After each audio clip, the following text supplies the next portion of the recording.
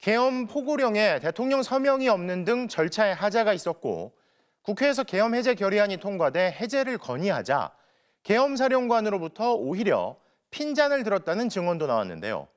그런데 이런 증언들이 나오는 걸 틀어막기 위해 국민의힘 임종득 의원 측이 합참 간부를 직접 만나서 압박하려 했다는 의혹도 불거졌습니다. 조희영 기자의 보도입니다.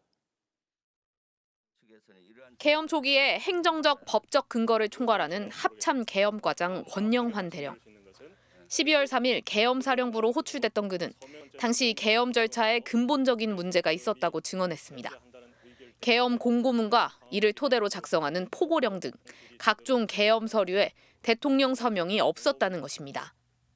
이미 포고령 1호가 발령되었다고 하는데 당시에 합참 계엄과장으로서 지원 임무를 간 저는 그 서명이 들어간 계엄 포고령 1호도 보지를 못했다는 게 팩트입니다.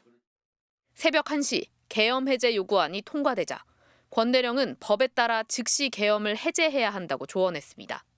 그랬더니 박안수 당시 계엄 사령관으로부터 일머리 없다는 말이 돌아왔습니다. 계엄법에 따라서 즉시 해제해야 된다라고 계엄 사령관한테 건의했었잖아요. 조언했습니다. 일머리가 없다. 이렇게 욕을 먹었죠. 그런 말을 들었습니다.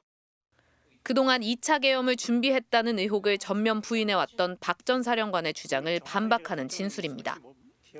박 전 사령관은 당시 상황이 기억 안 난다고 얼버무렸습니다. 그걸 정확하게 제가 특정은 솔직히 기억을 할 수 없는 상황이고. 아니 엄중한 계엄 사령관께서 언제 당신이 이 계엄 과장한테 말한지를 모른단 말이에요?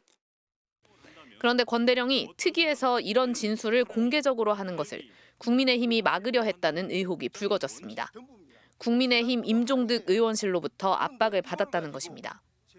권영환 대령은 내란 특위 출석 30분 전에 따로 만나자고 해 이를 거절하니 계엄 포고령에 대통령 서명이 있어야 한다는 근거가 뭐냐며 임종득 의원 측에서 따져 물어 압박감을 느꼈다고 말했습니다.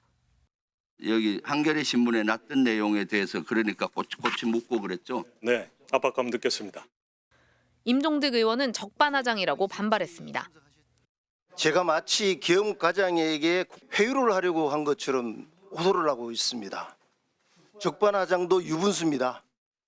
임 의원은 정상적인 절차에 따라 대면 설명을 요구한 것이라며 언론 보도 내용을 질문한 것이 전부라고 주장했습니다. MBC 뉴스 조희영입니다.